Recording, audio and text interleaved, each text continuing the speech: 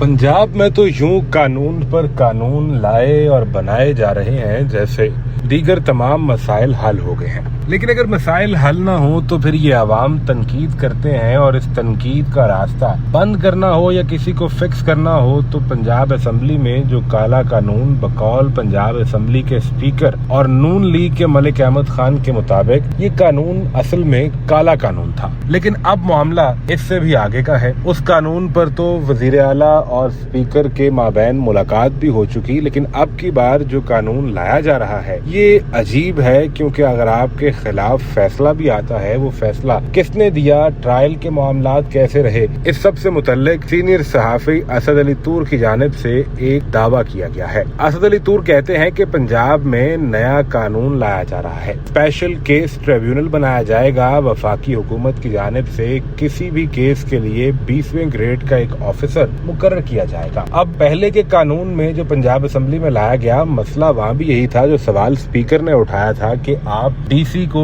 Commissioner को, police officer को ये इख्तियारात दे देंगे जो अदालती इख्तियारात हैं, तो ये लोग तो हमेशा से हुकूमत के वफादार रहे हैं और हमेशा ही हुकूमत की मर्जी के फैसले करते हैं, तो बुनियादी इंसाफ के तकाजे कैसे पूरे होंगे। असद अली तूर कहते हैं कि अब 20वें ग्रेड को यहाँ मुकर्रर किया जाएगा, लेकिन इस अफसर का नाम खुफिया रखा जाएगा। केसेस की फाइल्स इस अफसर को मार्क हुआ करेंगी, फिर वो फैसला करेगा कि फलां केस स्पेशल केस है, इस अफसर का नाम रिकॉर्ड पे जाहिर नहीं होगा। स्पेशल केस की फाइल लाहौर हाई कोर्ट के चीफ जस्टिस के पास भेजी जाएगी, वहाँ से दीगर अदालतों के जजेस में से किसी एक जज को केस दे दिया जाएगा और इस जज का नाम भी खुफिया रखा जाएगा। ट्रायल का आगाज नामालूम मुकाम पर होगा, शिकायत कुनिंदा का नाम भी खुफिया होगा और यहाँ तक कि जिसके खिलाफ केस होगा उसका नाम भी खुफिया रखा जाएगा। ये सब सुन के आपके जहन में भी ये सवाल पैदा होगा कि आखिर ऐसा कानून किसके लिए लाया जा रहा है। एक मौके पर साबिक जेल के वजारत रखने वाले फयाजुल हसन चौहान ने ये कहा था कि हम जब हुकूमत में आते हैं तो खास तौर पर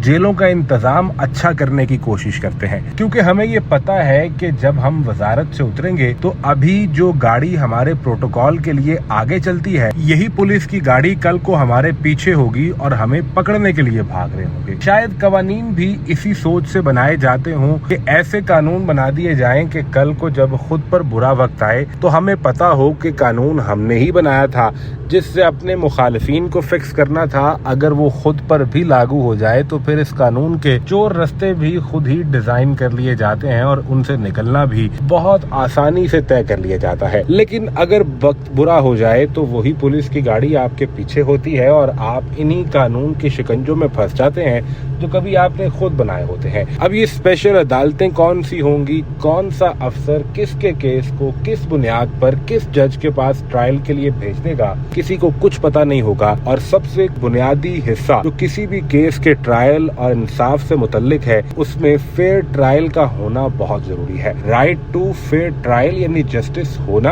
और जस्टिस होते हुए दिखाई देना, ये दोनों चीजें बहुत लाजिम है।